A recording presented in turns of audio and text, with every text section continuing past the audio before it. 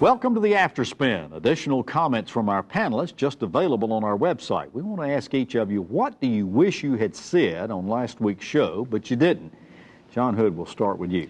Tom, we were talking about the Taxpayer Protection Amendment that was moved through the Senate and questioning about whether it would pass through the House. And inevitably, most of the focus goes to the spending cap, the population plus inflation cap, or perhaps the rate cap on the income tax. But actually, the real problem with the original proposal was in the rainy day fund provision. The Senate was absolutely right that our statutory rainy day fund, while better than nothing, doesn't have a lot of teeth. There's no real requirement. And in fact, I would argue that the House budget doesn't live up to the statutory requirement for a rainy day fund deposit. So we need some maybe constitutional requirements to deposit money in. But what they came up with was rather aggressive. Setting aside a lot of money might very well spook bond rating agencies, because remember, what they're ultimately interested in is, will bonds be repaid? And if you take 2% off the table and say that's going to go into the rainy day fund every year, that is something that bond rating agencies... Spending restraint is actually good for bondholders. Well, John, what we've seen in the last few years, can you get 2/3 of those 170 people to vote for anything? Well, if you had to take money out of the rainy day fund for an emergency or something, you'd get 2/3. Though you could worry about that provision, but I'm more concerned about the size requirement of the deposits going in. I just think it's too aggressive. Howard Lee.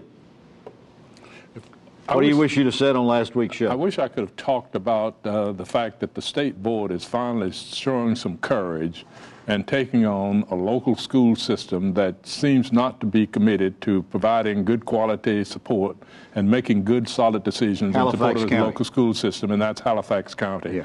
I'm glad the state board has pounced in there, but they need to get themselves ready, because I think there are going to be other opportunities for that, and they need to be more aggressive in holding some of these local school boards' feet to the fire and ensuring that they're carrying out their responsibilities in a more accountable fashion. They made a tentative step in Halifax County, but once before, you remember, I think you were chairman during that period of time. Of the board, absolutely. But they didn't last very long. They obviously didn't fix the problem. It didn't fix the problem, and I look back with some regret that I probably backed off a little. Judge Manning and I really spent a lot of time in Halifax County, really focused on that, and of course, obviously, things have gotten even worse than they were then. Sounds like it.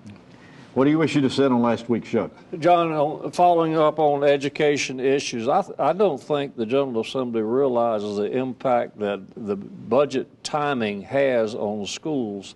They don't know, for example, today whether the superintendents are going to be able to hire teachers or teacher assistants. The education is 60% of the budget today. To be sure, they realize that they're going to how much money they can spend, and if allocate the money. Worst case scenario, say here's the pot. Take this amount, and we may be able to give you more. We won't take any away from you. And it's just not fair with the school districts going into the year not knowing what they're going to be able to do. Good point. What do you wish you'd have said on last week's show? Well, we talked about trying to get the budget done on time. I had two quick thoughts about that I wish I'd have gotten in. One is, if the most important budget, of course, is it happens in the long sessions, the odd years like this one. It's a 2-year operating budget for North Carolina, so we're limping along on continuing resolutions. Some folks circulated a chart this past week to say, oh, this isn't that big a deal. We've had plenty of years when the budget ran really long. Well, actually looked at it. And if the only I think it was 1997 is the only long session year that has been longer than this session since 1961. That's as far as the chart went back. So this really is an unusual session. In short sessions, it's gone on quite a bit. The second thing is, there's a lot of talk going around that there's a hardcore section of the sort of the Tea Party, if you will, part of the House caucus that might make it difficult for some of these compromises to be reached, and has reportedly told the Speaker there's certain things they won't vote for, some of the things that were already actually in the House budget.